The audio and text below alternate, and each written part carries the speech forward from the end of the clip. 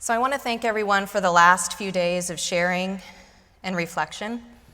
I'm new to ULI just in the last year, and when I was asked to lead the WLI in Kansas City and to join ULI in the process, I hesitated. I've done diversity advocacy work over my career, and while I felt more work is needed in our industry, particularly now, why did I always get asked to be that voice, to be that female voice? But with leadership, there is power. And I see the opportunity even more after these last few days that this system needs a shakeup. We need a new how. I've always thought to change the system, you have to be a part of it. After these last few days, preparing for this panel and listening to yesterday's conversations, I've questioned, do we need a new system? Can we really change our processes by working within? Or should we throw this all out the window and start fresh with a new approach to development? The reality as I see it today, this morning, is that we have to do both. We have to work within the systems we have to work toward innovation as well. We are interconnected with the sins of our shared past. This is even more evident in today's climate crisis and its impact on our cities and people. I'm so glad I'm here. I'm so glad I've been asked to do this over the last year. And I'm so excited to share this panel with you today. So the future of cities, it's a bit of a broad topic. Not gonna lie, we struggled with that. But in our conversation this morning, we are going to focus on a critical issue we are all facing, the vulnerability of our world, our climate, and of our built environment, and the disproportionate impacts on communities of color. We're going to talk about new ideas in policy, technology, and resiliency through the lens of working toward equity and engagement with all of those we serve in our cities. It's people. I'm going to introduce everybody here, and then we're going to go through a series of conversations and hopefully have time for both a dialogue here and questions from the audience. I really hope you all are writing things down, having questions ready. We're going to try to keep tight so we can have that dialogue as much as we can in this distance. Ashley Hand is an architect, a LEED accredited professional, and is the first ever Director of Strategic Communications for the Unified Government of Wyandotte County in Kansas City, Kansas, where she is working to enhance internal and external communications while fostering a culture of transparency and accountability through better engagement and partnership. Previously, Ashley was co-founder of the urban change management practice, Citify, where she worked across sectors to bring systemic, sustainable, and equitable change to cities in an era of rapid technological innovation. Welcome, Ashley, from Kansas City. Elise Eibendal is the Global Technology Lead for Flood Modeling and Planning for Jacobs Engineering Group. She is a licensed engineer in the state of Missouri, a certified floodplain manager, and has over 23 years of experience in the water resources industry. Elise often serves as a senior technical resource for the hydrologic and hydraulic components of Jacobs project work, specializing in urban flood analysis and mitigation design. Elise is incredibly intelligent. She's blown us away over the last few days and the last few months, and has great recommendations for hangouts in St. Louis. Phaedra Speck is a good friend. She's an architect, mentor, systems planner, and director of regenerative design with McLennan Design. With over 25 years of leadership in the sustainable design movement, she has served as sustainability consultant on many pioneering high-performance projects. A master at interrupting traditional process, she creates opportunities to infuse biomimicry, biophilia, and regenerative design and development processes into an integrative design process. Please welcome our panelists. Give us some energy. All right, let's do this. So I'm excited for this conversation. Let's kind of bring up the house a little bit, and we're going to start with Ashley. Excellent. Let's see if I can find the... Oh, I should have given you the remote. All right, we're going to assume yes. All right. Excellent. So good morning, everybody. I am going to remove my mask, although I spent quite a bit of hours last night in listening to public testimony as we considered a mask mandate in Kansas City, Kansas. And I have to say, it's a little disheartening to hear where we're at even now. And I have to be totally transparent with you that what we're going to talk about today is going to start off a little dark. But it really is not the be-all and end-all. We just have to recognize how incredibly unprecedented these times are, and therefore, how can we address this as an opportunity to redefine the future? Instead of trying to resume the normal, how can we define a new normal? And essentially, because our cities are facing these incredibly challenging multitude of systemic issues, we have to ask ourselves, where do we prioritize? How do we define a public policy that describes a future that we want? Instead of sitting in a reactive space of trying to figure out how to address each of these conditions, how can we ensure that we move forward in a way that really addresses the needs of our communities? And the global pandemic has obviously shed even more light on the past policies that we have made that have had incredibly disadvantaged impacts on our communities. When we think about redlining and the correlation of that to what has happened in health equity and how we address healthcare in our communities, it really starts to shed some light on how our built environment can often shape the community outcomes that we see. And when we sit and look at the economics of the situation as we faced the climate crisis, it's really hard to ignore the numbers. And in fact, I would say that it's quite significant when we think the annual expenditure that we have to pay to survive these catastrophic events that seem to be happening more and more. And in fact, they are happening more and more. As we've seen just within the first 6 months of this year, we've had $8 billion disaster events in the United States alone. And when you add up the cumulative cost over several decades of what has been happening to us in terms of climate change, and we look and compare that to the $4 trillion proposed investment in our infrastructure, we have to start to beg the question, when are we going to have policy get out ahead of the problem? Instead of always responding or reacting to what's happening, we need our policy to shape the future that we desire. And when we think about this, and on the micro scale, we have to start to think about it in terms of all of these systems. And when we look at our regions and our communities, these impacts are real. In Miami, I helped develop what we called a social cost benefit calculator, which was a tool for decision makers to look at the investments that they were planning around transportation infrastructure, and not just evaluate it on the initial capital cost or even the operation cost, but looking at the social impact and the environmental impact, because we need to start balancing more of those priorities in the decisions that we make. So instead of just funding a response or addressing many of these catastrophic moments, whether they're man-made because of our aging infrastructure, whether it's the social inequities that have been further exacerbated by police violence and the rise of Black Lives Matter to kind of speak up and put a voice to some of the systemic issues we've seen, or if it's the political division that seems that we don't even all start with the same level of information. We can't even come to the table and agree on the facts to have these conversations. So cities are facing all of these challenges at the same time. And then we have to apply the fact that technology is evolving so quickly that it is almost impossible for us to keep up. We design our cities to last for generations, for decades upon decades, as we've all seen with the low quality of our maintenance of infrastructure. And as we see this pace of change, we have to recognize that expectations are changing, behavior is changing, as is the way that we live. So for us in the city environment, and I've been on both the public and private sector side, we have to recognize that all of these factors suddenly have to come in to the way that we define our policy. And it's a little alarming. It's a little stressful. And as someone who's trying to make a systemic change from the inside of the system, let me tell you, it's like moving a mountain every single day. But I also believe in all my heart that there are ways to move forward. And I do believe that public policy is a way to reframe that future, to redefine the past mistakes, and to look forward to a future that works for more people. Because ultimately, our policies shape outcomes. On the left of this, you see the example of defining a public policy that prioritizes one thing and one thing only, the automobile.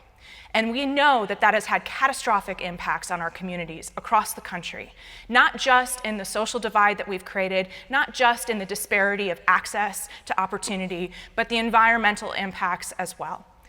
The image on the right balances multiple priorities within a policy framework. It addresses multiple systemic issues, whether it's air quality and heat island effect, or it's water quality and transportation access. And that is because it is designed at a human scale, and it ultimately addresses multiple priorities instead of just one. So for many years, I worked in the city of Los Angeles, and as you can imagine, that scape that we saw on the left with all the highways is kind of the way it is for most people. And the inequity that you see is quite considerable. So what we did is we took a step back and said, okay, what if we started with defining the outcomes that we want, something I called transportation happiness? And what if we brought in the quality of life component to thinking about how we make decisions when it comes to public policy? So setting that clear vision of we would like to define a future that is equitable and accessible, but also enjoyable for our community when it comes to transportation. And then we started to engage more broadly. You have to think beyond the traditional stakeholders that are usually at the table and think more holistically about who is helping you solve these problems, whether it's bringing in healthcare, whether it's bringing in educators, whether it's bringing community organizations to the table, but also ensuring that we're empowering those folks to have a voice in influencing the outcomes. And with that systemic thinking, we now can start to apply multiple benefits over the decisions that we make.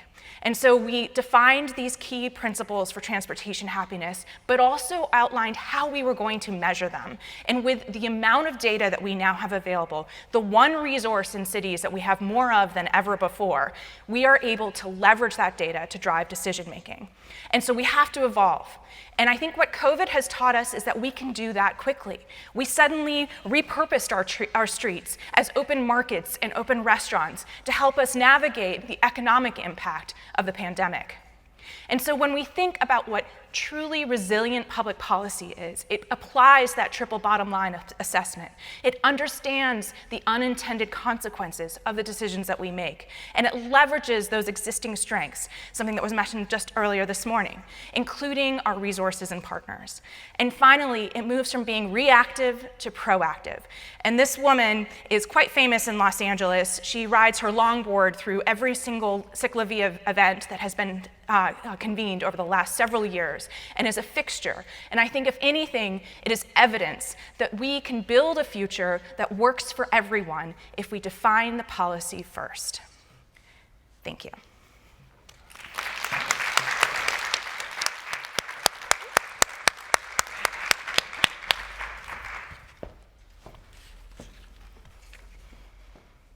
Hi, everyone. They let an engineer in the room. So thank you for not leaving. I appreciate it. So I'm also very glad to be invited here to get to meet these amazing women. Gosh, just working with them over the past few weeks on this panel has been wonderful. So thank you, all of you. So I'm going to start talking about infrastructure, going back to where Ashley started, a little bit dark. The American Society of Civil Engineers has an infrastructure report card. I hope all of you have seen it. It was just revamped this year, and America's infrastructure gets a C-, which is kind of exciting because it's better than it has been. But you know, there's a water main break every 2 minutes. Think of how that impacts development in our infrastructure. The growing wear and tear on our nation's road, 43% of our roads are in poor or mediocre condition. How are our cities functioning? There are 30,000 miles of levees that are inventoried. That's only 75% of them that we know where they are or what they're doing. Slightly disturbing, right? By 2039, our infrastructure bill is going to cost every single person in this room and every single person you know $3,300 a year, $63 a week. That's a lot of cups of Starbucks, right?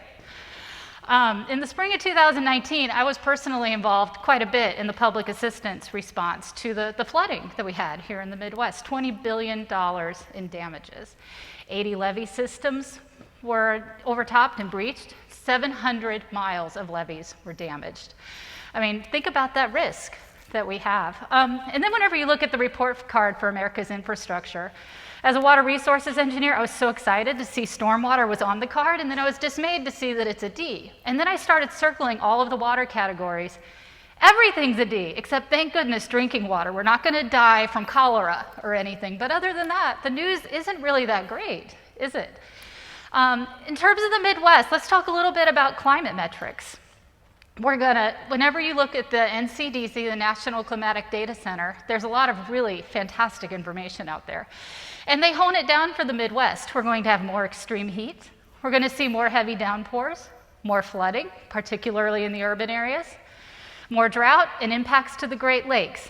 I think in addition to a pandemic, we probably have seen all of those within the last year and a half. At least at some place in the Midwest. Agriculture, people are always interested to find that we have a net decrease in productivity. How are we going to feed our cities?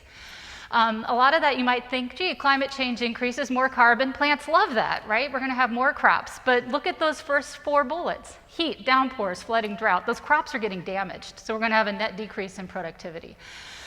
Similarly, our forests, the absorption of our carbon is seriously at risk in the Midwest specifically. In terms of public health, it's not just the pandemic. There's increased risk from the heat waves, increased intensity, and degraded air and water quality. In terms of energy, this is the stat I find most interesting, because I think we think in the Midwest, we're not as heavily developed, we're probably greener, right? We use 20% higher per capita emissions over the nationwide average. That one just always kind of blows my mind a little bit. Now, I'm a flood engineer, so I've got to have the requisite flooding slide. I think all of us are probably familiar with FEMA's flood hazard maps, right? So that's what this is for the city of St. Louis, about 6 miles south of here. If you see the striped area, that's the regulatory floodway for the Mississippi River. Great! Doesn't flood in the rest of the city of St. Louis, right? Because you don't see any flood zones there. Then how did this happen? There's a woman up to her waist. I also want to point out, this is a combined sewer area. This is something a lot of people don't realize. In the Midwest, we've got a lot of combined sewer systems. Anytime water gets into someone's basement or on streets like that, it is not just water. It's seriously nasty. I know there's at least one other wastewater engineer in the room, so she gets it. You know, that woman is in some sanitary effluent, to be perfectly honest, and there is no way to tell what her risk is. Do the people in those houses that you see have flood insurance? No, they probably don't know their risk. If you're going to go build a development right there, do you know that that kind of risk can happen? This is where we start to get a little positive. Now you can have an idea of the risk. There's a nonprofit called the First Street Institute, and they've released a product called Flood Factor, which I find is really interesting. I won't get into the nerdiness about the quality of the data, but it's a really great indicator, and you can go to floodfactor.com, and for anywhere in the United States, find out the anticipated depth of flooding for any recurrence interval, and you can also get an idea of how it's going to perform under climate scenarios. Within the city of St. Louis, 10% of the properties are at flood risk, but there's hardly any of it mapped within the flood zone. So I encourage everyone to kind of check this out. It also gives you a risk score. So where that lady was sitting has a risk of 6 out of 10. So what happens, though, whenever you understand this data? This gets into some of the social and policy things that Ashley was talking about, right? There are social equity concerns. This data is out there. I think it's exciting that it's out there on Zillow. It's out there on Redfin now. Whenever you go to buy a house, you can get not just the FEMA risk, but the real risk. But if you've worked your whole life to buy a house, and then all of a sudden everyone's telling you it's going to be under 4 feet of water, what does that do to your property value? What does that do to the awareness and anxiety within the community? People would struggle with understanding the band of accuracy in this data, because it's good, it's better than what we've had, but it's not perfect. And then maybe it raises some awareness of financial assistance availability, but people might want to react to it and not have the tools to be able to do that. But there are benefits, right? With awareness comes wanting to do things with public health, safety, and welfare, and it can be a catalyst for the policy engine that Ashley was talking about. It can encourage people to get more insurance policies for their homes, right? Because if you don't know there's risk, you're not going to buy it. But also, if you aren't mapped into a floodplain, your flood insurance is relatively dirt cheap. So maybe within public policy, we can help people fund to buy those insurance policies, right? So that can encourage that. It can also be a call to action, and this goes along too with what Ashley said, and a lot of what you're going to hear from Phaedra can really enable the community to be part of that conversation and a catalyst for it. And whenever your property becomes more resilient through policy, through assistance, those properties will see value increases, and I really think it can help our cities, but you can't do any of this without community engagement. Just because this is a room of planners, and this is one of my most favorite data sets ever, the Center for Disease Control, ATSR DR division has, there's mapping that shows you the social vulnerability by census tract. So I won't go into this a whole lot, but if you look at the arrows I have there on the right, that's pointing to where that woman was in the water. And if you look and see, that's also a very socially vulnerable area. Think of the power when we develop or we make decisions within cities. If we overlaid those data sets, how much more we know now about how to enact policy and other decisions. So, and there's also another tool called the FEMA Wrapped data set that I encourage you to take a look at. And the great news is we just had a census, so all this data is going to get even better when it's re-released within a year or two. So a little more optimism in terms of my field with urban flooding. I do a lot with doing the really detailed models and really working with the communities and seeing people who've been horribly devastated by these floods that they never knew were coming. But there's an organization called the U.S. Water Alliance, and look at all of those publications on the left. All of these cities are looking at how to do an equitable water infrastructure across all our water infrastructure. And it's not just infrastructure, it gets into workforce and a lot of community issues too. Really great documents to check out.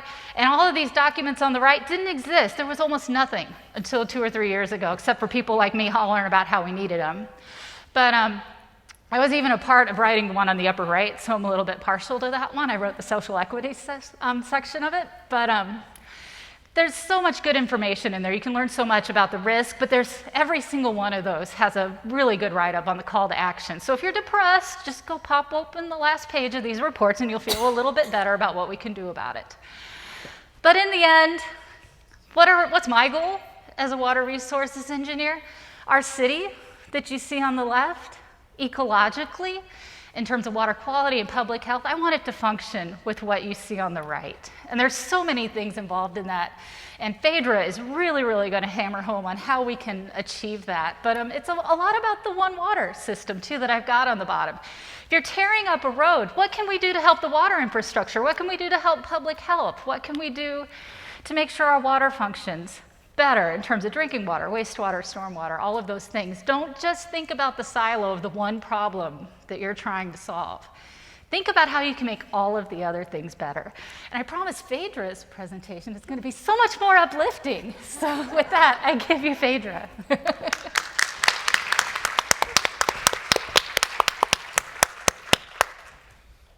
Which way is up? The green on the That's a laser. That's a laser. This one? the big green one. Oh, the big one, the great big one in the middle. Thank you. I hope I can live up to that. So I want to start with a few observations about the resilience planning work that I've been privileged to be a part of. I think most planning work that we see today is really thinking about yesterday's disaster instead of looking ahead. And we know that after a natural disaster, things never go back. After any planning project, things never go back the way they were. So why do we even have that mental model that that's what we're supposed to be doing? That somehow getting back to normal. How many times in the past year and a half have we heard we just can't wait to get back to normal, right? Well, what if normal isn't really what we want? What if what we really want to do is to take this opportunity and the opportunity for every disaster brings to think about the future that we want? What is it that we can do to put things back that will work better? So every natural disaster that comes through a community always reveals the slow disaster that was in place before, that had been going on for decades, centuries, of inequity, of deliberate disinvestment, strategic disinvestment, of environmental injustice, and just environmental damage, and all the deferred maintenance on our systems, right? So COVID is no different. COVID is teaching us that we really need to be able to work together, and guess what? We can't. It underscores for us how important it is to be based in science and all of the data and the overlays that we have available to us and all of the information that we could use to try to see and understand things a little bit better. But we can't communicate about our data. But there are a few things that we've experienced through our skin through COVID, like cleaner skies. And what if we decided that we didn't want all that congestion back, and we didn't want that air quality to return to orange zone and to have to deal with the pollution that we see in our oceans and our beaches? And maybe COVID has caused us, I hope, to think about our economic policies and our economic practices. Is this just-in-time delivery pull process from materials all around the world really serving us well? Or do we need to have more people who know how to do things and make things locally? We see during disasters where exactly all of our safety nets are falling apart. This is a food line waiting for food because our food delivery model is so distributed that when anything interrupts it, suddenly people are starving and can't eat. So do we need to look at a more local production process? During COVID, we saw so many people return to the victory garden idea and the making sourdough bread and learning how to can, right? What happens when more people engage locally in those making and doing of things is that you have new people coming up with innovative ideas. And now that we have the internet, there are 4,000 recipes for how to make a really great sourdough, right? So we can share and learn from one another about what's possible. And when we have those new voices at the table and new people experimenting with what the problems and what the solutions can be, we end up with a rich treasure trove of new solutions and possibilities. So this is something that we have been hearing through all the sessions this week that I hope you have picked up on, if nothing else, which is just that to this idea that we don't have time or that these questions are too hard and it's too hard to do equity and engagement. It's just wrong because we are robbing ourselves of all the potential solutions that are available when we include the people who are closest to the problems are also closest to the solutions. And we need those solutions. We cannot solve the problems that we face today with the same solutions or the same thinking that we've used in the past. So there's just a few practices that I want to share that I'm just going to touch on a few things. I know each of us could talk for hours about what can we do, what is the new how. But for me, this is one of the really more important pieces, that we have to work on every project, every development project, every architecture project, every policy decision by working from within communities. And that means that if we're not a part of that community and we're coming in from the outside, that we as practitioners have to find the people who are a part of that community and engage them and even pay them to be a part of the process as a consultant, just as we are. We have to be able to go where they are, where those communities are, and listen and find those voices, because I'm sorry, but unless you're over 50 and maybe retired, you don't have time to go to public meetings, right? Public meetings don't work anymore. And so that may mean you need to engage artists. It may mean you need to go to festivals.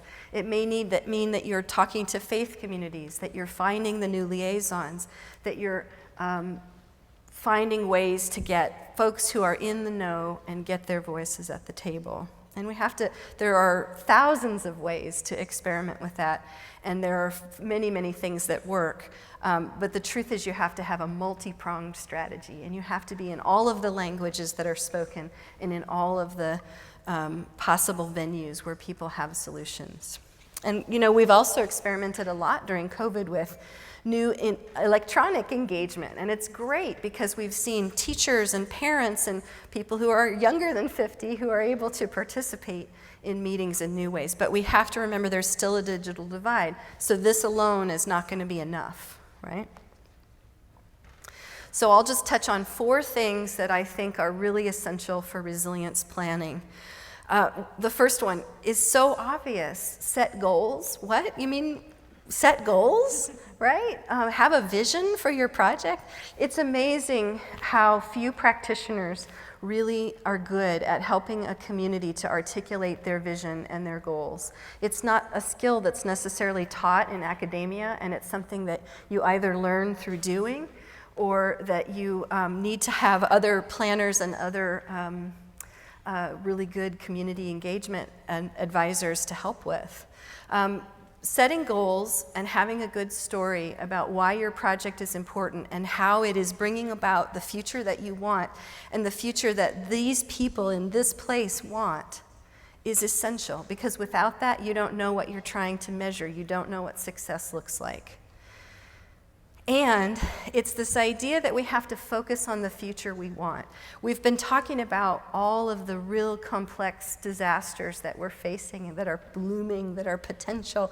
And the minute that we start resilience planning and thinking about our worst fears coming true, that's sort of the fundamental definition of resilience planning, is that you're trying to be able to bounce back after your worst fear has happened. But it's the bouncing back that's important, and it's not just bouncing back, but it's bouncing forward. How do we bounce forward? And in order to think like that, our brains are wired in such a way that if we start thinking about our worst fears, we immediately go to fight or flight mode in our brains. But if we can instead focus on what is the quality of life that we want to bring about for all life and all of our community, that will allow us to tap into the creative potential of our brains. And so even though this work is about acknowledging the things that can go wrong, it's also about really focusing on the future that we want. So that's fundamental, I think, to this work. We have to question everything that came before, because if all of those systems are not working and have led us to this point, we have to be willing to let go of them. And that might mean financial systems, it might be lending systems, it might be old engagement strategies, and it's certainly all about infrastructure and the way that we build things. And then, of course, we have to consider and engage in the cost process, because the current cost model is not working for us, so we have to find new and innovative ways to do that. And we can't ignore the cost. So there's one technique that I use that I think is helpful for goal setting, just to give you an example. It's called backcasting, which is different than forecasting. Forecasting has a lot of baggage, and it comes with the sense of everything that we've been able to do or not do in the past. And if you ask people, what have you been able to accomplish in the past, and how do you think you will forecast that into the future, you'll only ever get incremental improvements. And we see this every day in city planning and in city policy making, right? Or in community meetings even, where people can't dare to dream beyond what they know is possible. But when you instead think about the moon landings, right? If you go way out on the horizon, way out into the big blue sky, and you ask, what would I do if I was bound by nothing? And you ask a community to define that and to put teeth on it and to help understand what it looks like, smells like, and almost be able to taste it and touch it. That is what you want, a very clear vision of the future that you want. And then you backcast to where you are today, and you say, in order to reach that goal, by this date I have to be here, by this date I have to be here. And it helps you to see where you need to innovate along the way. And this planning technique from the natural step is really effective. So I've been working in sustainability as an environmentalist for 25 or more years, and I find that the movement has just been like a glacial movement where people are just not able to rally around environment. And part of that, I think, is all of the guilt that comes with trying to reduce our footprint, because no matter what we do, the coffee you drink, the bicycle you ride, the newspaper you read, the plastic in the oceans, oh my gosh, they all have a carbon footprint, they all have a water footprint, they all have toxicity and human implications of workers in China or whatever. There's so much guilt around every decision we make from the moment we wake up to the moment we go to bed. After a while, we have to shut that off because we can't face it anymore. So yes, we have a footprint and we have to reduce it and we have to be aware of it and we have to make plans to mitigate that. But the mitigation mindset is harmful to our soul sometimes. And we have to remember that as human beings, we also have a creative handprint. We have a reason we were born to see a problem in the world and say, I can do something about that, and to go forth and to do that.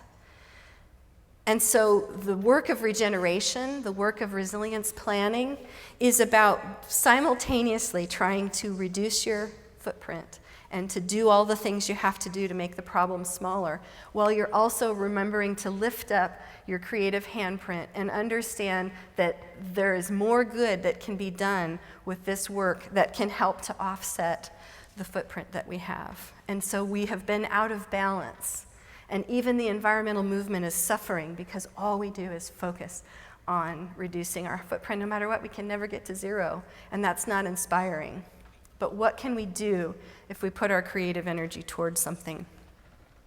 So one of the things that I find really inspiring is biomimicry, the practice of asking what would nature do to solve this problem, because there are 3.8 billion years of wisdom in natural evolution that could help us understand how to deal with water on site, how to deal with only the energy that comes from the sun, and how to cooperate and take strategies that work and build upon them and jettison all of the things that don't work, right? I think that we know we're doing this work when we can start to draw our projects and our developments as nested in their life shed, so that people can understand the water and how it works, the transportation and mobility and how it works.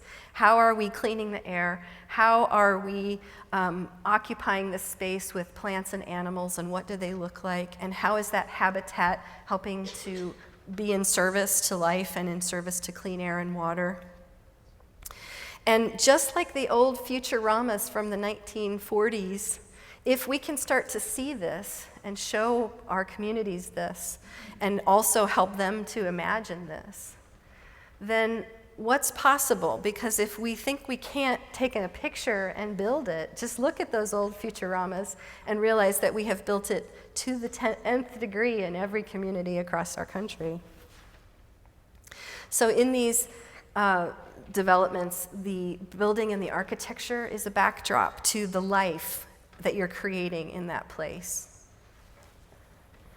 So then in terms of economics, we always have a perception that all of this do-gooder stuff costs too much money.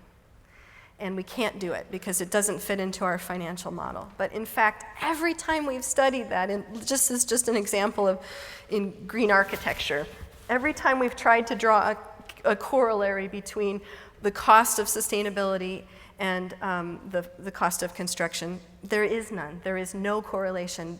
Sometimes it can be more expensive, sometimes it can be less expensive. And we all say, but we've all experienced this.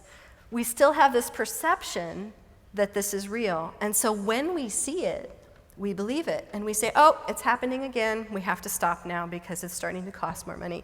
Instead of taking that next step, which is to say, why is it costing more money? How can I better integrate my system so that one solution is solving 3 of my goals, not just 1 of my goals? How can we integrate the strategies so that every strategy is a multi-benefit strategy? Developing those community pictures that Ashley was showing, where one strategy is actually showing a quality of life that didn't exist before. This is what we do when we design for net positive energy in the building world. I'm also an architect. So how do you don't just design business as usual and then slap some PV on it. That's not net positive design. Instead, you look at, that's what is represented by that top layer, a 4-block radius around the building in order to be net zero in this building. But when you instead make the energy problem smaller and smaller and smaller by integrating all of its systems, eventually you get to a place where you can apply technology appropriately over one building, and it works, both dealing with your footprint and your handprint. And the same thing is true with the economics of development. If you look at any one of the factors that Ashley shared or that Elise shared with you about the cost of healthcare, the cost of fixing up disasters, any one of those, if you can do something to reduce that risk, right? Or just look at how much money does a community spend that goes outside the city, outside the state, and outside the country and the continent even, just to pay for resources, right? What would happen if we could, as a community and as an investment group, understand the reinvestment of a tiny portion of that to make that problem go away perhaps forever, right? So there has to be an economic solution, but we have to think about it totally differently. How could we reinvest that money instead in our own resilience and self-sufficiency? Few tools I just want to share. I'm not going to go through these. I just want you to know they're out there. So the Resilient Design Institute, if you want to know how to do resilience, these are the great questions that you need to ask and the great design strategies that will help you think about your developments in a new way. 10 simple things, and once you've addressed these, you'll be thinking about it differently. There's also a lot of the rating systems that you're used to using for buildings are also available for communities, and they're also incorporating resilient strategies like LEED and the Living Building Challenge and the Living Community Challenge. These are tools that are there for you to use. The RELY system is a really comprehensive list of resilient strategies. I love the drawdown slinky diagram that talks about this issue of footprints and handprints. So the drawdown project looks at all sorts of technologies, strategies, and techniques that already exist and are ready, primed to go to full scale. And if we do those things, we will automatically start to reduce how much we're putting into the atmosphere. But then it also talks about strategies that are beginning to help us understand how we can draw down carbon from the atmosphere through living plants, healthy soils, and healthy ocean ecosystems. And this is the work of the next 10 years. Stop putting it up, start bringing it down. If we can take that breath in and take that breath out in every decision we make in communities, pretty soon we'll be where we want to be. And it is possible. The same thing, using that same model, we worked on a project called Water 100 in the Pacific Northwest, where we're trying to do the same set of solutions for water. Phaedra, I think we need to stop. Yep. So thank you to Phaedra. She has some examples.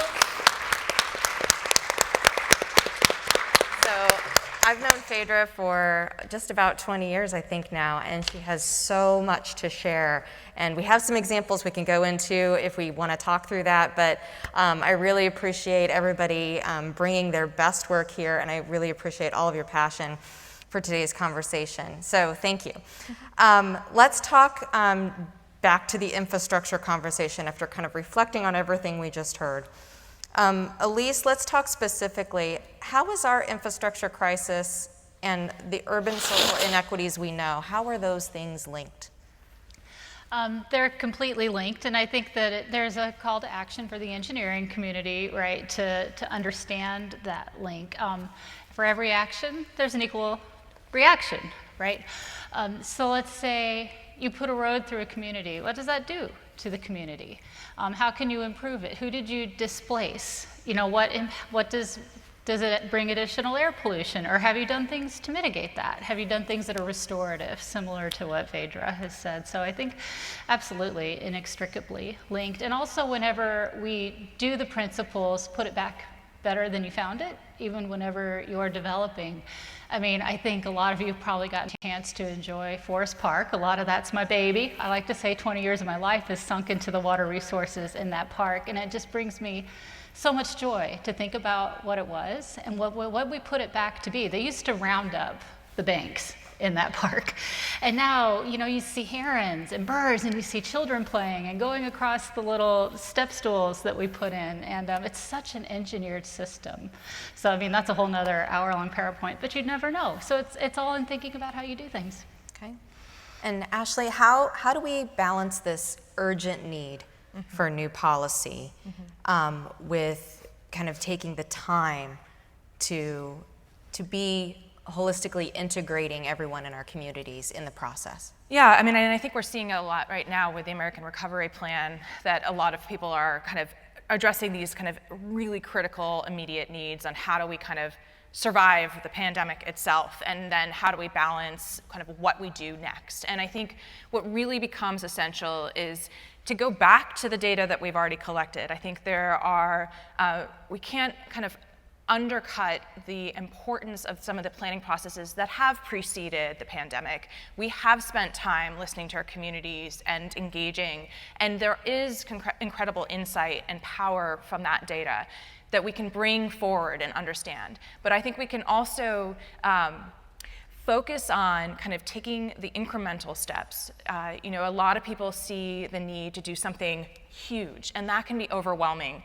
In Kansas City, Kansas is a good example, a combined sewer system, a very sprawling landmass. How do we address all of these issues when we don't have the money to do so? So you have to look at it as kind of taking those small decisions as we go, and instead of just resurfacing the street, thinking about the kind of multitude of systems that go into that street surface and how it can function in multiple ways. And I think by giving us smaller things to start with and then building up the capacity within our communities to support that, so whether it's bringing new partners to the table to execute on those ideas, whether it's demonstrating through pilot projects how things can work differently, or if it's just helping people understand through more rigorous communication and engagement with our communities as to the impacts of our decisions, I think we can do a lot with very little time. Great. I'm going to kind of follow on what you were talking about there with data. What additional data is needed or needs to be better communicated to address these infrastructure issues? Yeah, I think we've seen it a lot, even with the prioritization and addressing red line communities in terms of infrastructure spending in the recovery. We have to recognize that there are incredibly powerful gaps in the data that we collect because of whether it's the digital divide or whether it's the fact that those with the loudest voices often get heard the most and not necessarily representative of the entire community. We have to be much more intentional about going out and gathering that information and that data. And I think we also have to question the data that we do have. We have to recognize that there is a bias in data as there is in any information that we have. And so we have to be very sensitive to calling out those biases and being very kind of focused on how can we address that and close that gap. And I know Elise and Phaedra and I had a pretty good conversation about the FEMA process and the FEMA data. Do you want to kind of expand on questioning that data, but then understanding the processes that you know so well? And then Phaedra, your experience with that, I think, in the lower Ninth Ward, I think is a really interesting conversation. Yeah, there's, first of all, is the portrayal of risk. Especially when you get into urban areas, just like that woman, she says, oh, I'm not in a floodplain, and next thing, she's up to her waist in water. It's just not the regulatory environment is set up to map things that are along streams. And even then, I think a lot of those maps are older than you might think. Some use newer technologies, but it's a very, very prescriptive way that it's done, and that's fine, right? It follows the rules, but following the rules isn't always the way to do it. I saw a comment online, it was a social equity forum, and it was an engineer that said, as long as you follow the standards, you're fine. But you've got to look further, and along with that, I did FEMA public assistance. I led the contractor teams for the entire Midwest during the 2019 floods. It was an exhausting year, but along with that, FEMA puts things back the way they were, and that's what Congress has authorized. It's not FEMA's fault. That's the way the system is, right? So this is why it's important to get into policy and talking with our elected officials. There is a mechanism for mitigation to put it back so that you won't have to replace that bridge, because we're in the Midwest, there's a disaster every 5 minutes, so that you can make it better to stand it and acknowledge the climate change. And there is that process, but I think a lot of communities aren't aware of that. You have to know to ask for it, and then you got to go through all the red tape that comes along with it, because it's federal dollars. But more awareness and being able to better work the systems. So Yeah. it's getting better, I think, along with awareness, like with the documents that I showed. I think you're really going to see a lot of changes within the next 2 or 3 years in these areas. Phaedra, do you want to talk about that? Well, yeah, I'll just piggyback onto that, which is what we saw in the lower Ninth Ward is that we were called in after the disaster before FEMA ruled about what they would be willing to, not willing, but what they were able to replace. And we worked with the community to understand that in order to really solve this problem long term, we have to restore this bayou, we have to reestablish the mangroves and allow nature to do what it does. And so we convinced most of the people in that neighborhood to relocate and say, okay, no people in this zone, more people in this zone. And all these neighbors said, yes, we'll make room for you. And all these neighbors said, yes, we'll consider relocating. But at the end of the day, they couldn't receive their insurance money because of all of that build back the way, it put everything back to normal, right? Mm-hmm. Another example of how FEMA can really help us, though, is there was a school district I was working for where we had the older FEMA maps showing the flood plain around the school zone. And they said, but why are we always experiencing water in this particular spot and among these neighbors? And I made a phone call, and 6 hours later, the outdated FEMA map was updated with 2 new overlays because they were able to share with me, oh yes, we're about to remake that map and it's just lost in administrative limbo, but since you asked for it, here's the new data, right? And it's also readily available now online. So the data is always out there to help us understand the place if we take the time to do place-based research. And I love that, hearing from those who are there that can help you question the data. I think that's a really important thing. I'm going to ask if you have any questions to kind of come forward. I'm going to keep asking questions unless you come up, but there's 2 mics that I think are ready to go. I'm going to ask this to all of us as we talk here. What would you propose as the most impactful approach to solving these problems, to solving our aging infrastructure? What's the number one thing we need to work on? I'll just say 2 because there are 2 that go in balance, right? We're talking a lot about slinkies today, but it has to be listening to people and new voices, and it has to be listening to how would nature solve this problem. Yeah, funny. I just had a response published on ASCE Source with this exact question in relation to the Flint water crisis. What's the number one thing we can do to make sure that doesn't happen again? And it all comes back to that principle of one water, which involves making sure that you're addressing not just the infrastructure needs, but the communities and any other needs that are out there. Look outside the box. Don't just follow what the standards say you have to do. It's people. Mm-hmm. Yeah, I think it's really about, kind of in line with everything else, we're challenging the status quo. We are suggesting that the status quo is not the way to move forward, and so we need to ask that of ourselves with every decision that we make, whether it's the small incremental changes or those larger foundational decisions that will have an impact for generations to come. If we don't question that now, if we don't design for people first, we're going to fail fast. Okay, great. Okay, we have a question over here. Yes, I'm from New Orleans, so I am very sensitive to the lower Ninth Ward and really applaud all the work that was done. But I must say that the community down there at the time, and ULI did a great job, but the green dot syndrome really hurt a lot of people because they felt like the inner city, the wealthier people, wealthy communities were taken care of first.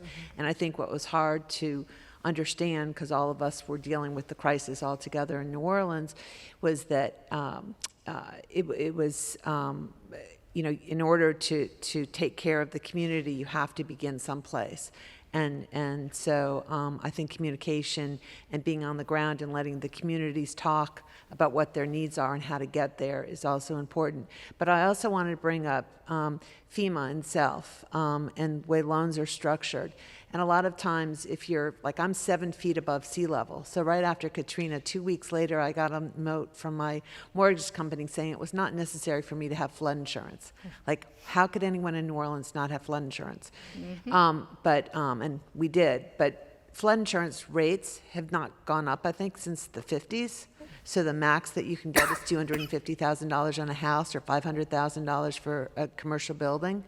And I don't hear anything out there saying that maybe that needs to be addressed as well, so that you don't have to buy this very expensive additional policy for the flood insurance. But imagine if all of us were able to get a higher amount for our homes, because it's going to cost a lot more. And through all these natural disasters, I think we've begun to see that $250,000 goes very, very quickly. So what can we do to work on I know this? the answer to this question, actually.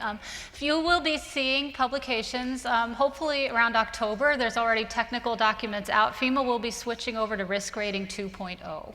So that map that I showed from the First Street Institute, there are similar, we call them black box models that are happening. They're already done, actually, and FEMA is moving. So risk rating 2.0, your flood insurance rate will not be set by what those FEMA maps say.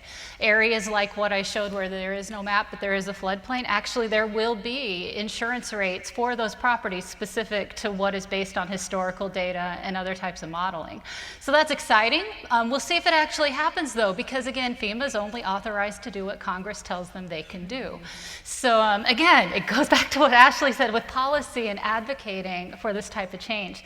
The other thing that you said is something that really kind of gets my blood boiling, and so I'll try to be brief about it. But benefit cost analysis, right? Infrastructure projects hinge back to that, and it's all property value based when you get into FEMA. So you are absolutely right. And there are, I will say, in the upper echelons of policy, people working with policymakers, really calling for change on that, especially within FEMA's grant programs, right? Because your grants have to have a benefit cost ratio greater than 1 in order for it to be deemed acceptable. And when it's property value based, you can have someone with a $30,000 house. Well, they're never going to compete. You could have 10 of those, and they're not going to compete with the $3 million McMansion on the river that's in a real floodplain, right? So we'll be seeing changes. Sorry to interrupt, but what do we do when there's embedded racism in the historic data that impacts those kinds of property values analysis? Is that something that we're looking at? Well, I think this is where we have to challenge that status quo. I think we're having the same issue when it comes to fire insurance on the West Coast, for example. Right. The problem is once again, we've tried to recover what we had before instead of questioning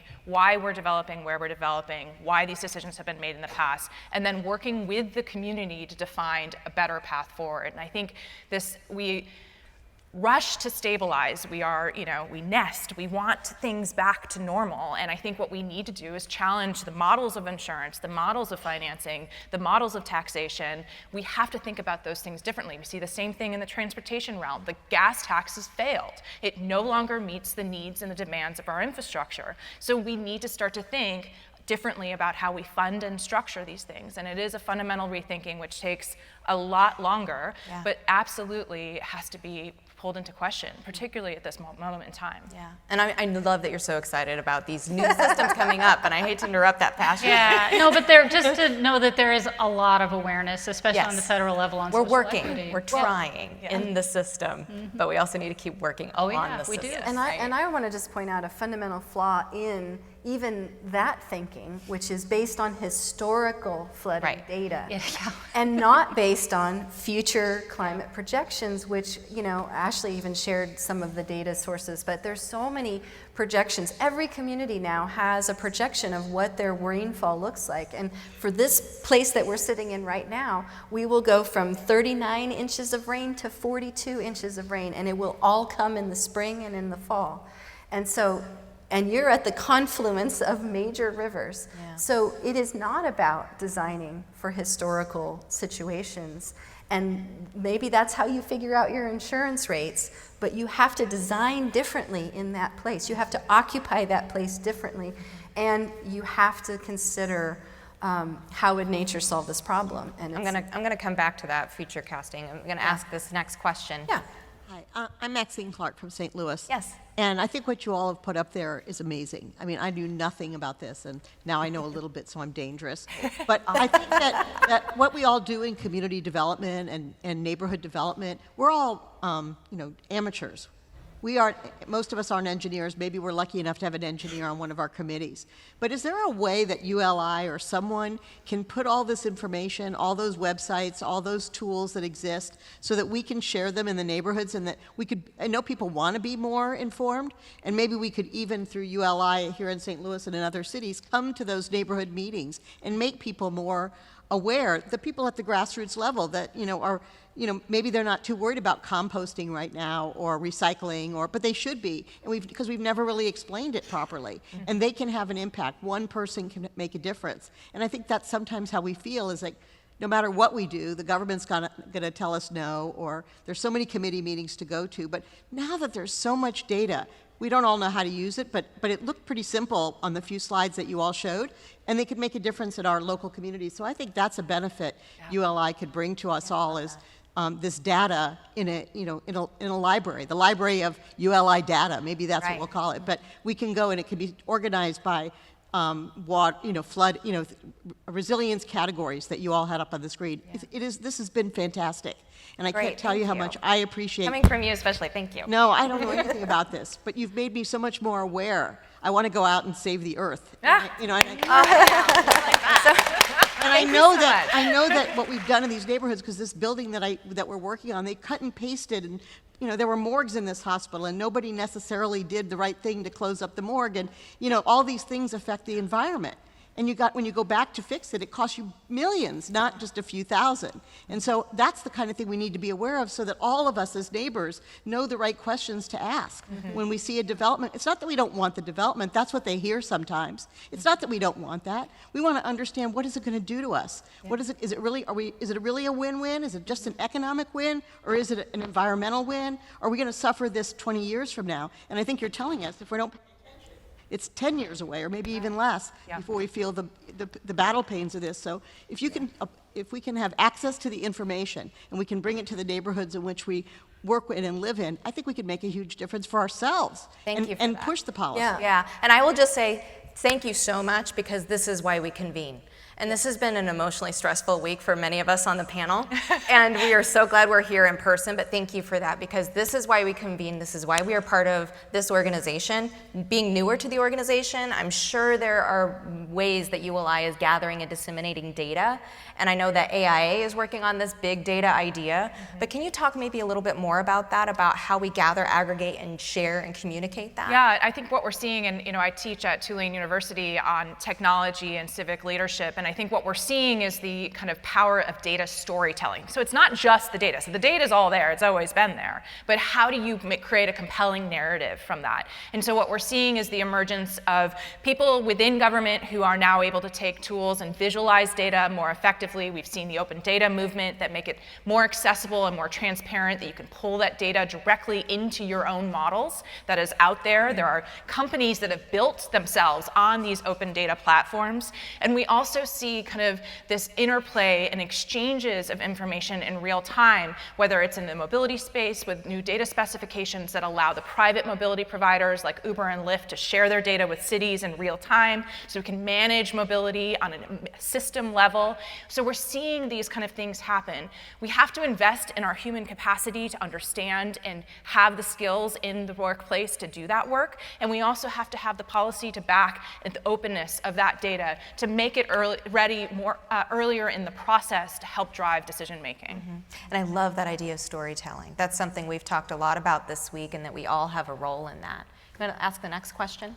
I just have one. So I think one of the things recently that happened was the Surfside condo collapse. And I know for me, for some reason, it's just continuously stuck in my head. And it's really given actually real fear and anxiety of like being in a tall building. And I know after, there was a lot of momentum with building assessments in the Miami area. But I'm just wondering, when you're thinking about the future, and you talked about the infrastructure grade being a C-, I mean, how do you see us, is it going to be, this tragedy happened and will happen for a year and then we'll stop? Or do you see us actually being more strategic how we approach these old buildings, how we assess this infrastructure so that something like that doesn't happen again? Who wants to take that? Yeah, I can start. Just in terms of that building collapse, you haven't seen a whole lot on exactly why it happened, and it's because we don't know. And with the national conversations I've seen by the really, really smart structural engineer people, the codes are going to change as a result of that. I have absolute confidence in that. And plus, there's a driver towards resilience, but a lot of that is on the local level and what building codes we choose to adopt too. And yeah, well, and I policy. think that Ashley. it goes to that life cycle understanding as well, because when I've received inquiries from the media working for the unified government of Wyandotte County where they wanted to know what is our process for re-inspecting buildings. And well, actually, we don't re-inspect buildings, and that's because the process was designed around the construction, not the life cycle. And I think what you start to see is now there's a sense of urgency, and unfortunately, it does often take a catastrophe of that scale to shift the norm. And I think what we're trying to do is push this narrative that this stuff is all happening. We already know these catastrophes are inevitable. We cannot avoid them, so we must be resilient in how we respond to them. And so these types of things can start to permeate the type of policy decisions and the processes that support those policies over time. And I'll just say, it's a little bit separate, I'm a member of the AIA National Trust, and we do risk management assessment for the AIA. And we are looking at how do we go beyond the minimum, the standard of care, the codes that are required by professionals, and how do we do what's right?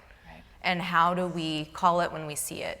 And I think it's the canary in the coal mine that is telling us we have to be more proactive ahead of it and collectively take on that risk at another level. So I'd encourage all of us, this diverse group, to be thinking about that in our work. I'm going to ask one more. I know we're at time. I'm going to ask one more question.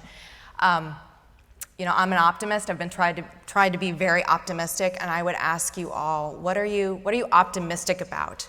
After all of these issues and the things that we can be pessimistic, what are you optimistic about for the future of our cities? I believe the pandemic has shed the light on what privilege means in our communities, and I hope that my children will grow up understanding that we cannot just wait for things to happen to us, that we have to take a proactive stance on things. So I believe that there is a lot that can come out of this to the benefit of our cities, and so I believe that we can learn from this. 5 years ago at a conference, at the flood conference, there'd be a group of us in the corner of the room talking about the equity issues in floodplain management. 4 years ago, I gave a presentation, because I was brave enough to do it, about the elephant in the room, and there were higher ups at FEMA in there, and they were all clapping and excited that someone said it, right? 2 years ago, everyone's all over it. I am so optimistic about the awareness, those publications that I showed, and it's not just flooding. Resilience is not just a buzzword anymore. I think it is getting more real, but it's going to take more awareness of everyday people to get behind it, to encourage the policymakers so that things can change. So, Phaedra? I am optimistic about all the both ands, that we have footprints and we have handprints, that we have data and we have engineers that know what to do with it, and we have amateurs that are asking new questions and willing to come from within communities and grassroots and be able to really question how we got to this place and what is the future that we want. I just want to say I'm very grateful for this panel. I'm grateful for their families and giving their time. And I'm grateful for you all taking the time and being committed to this. I really look forward to an optimistic future. And thank you so much.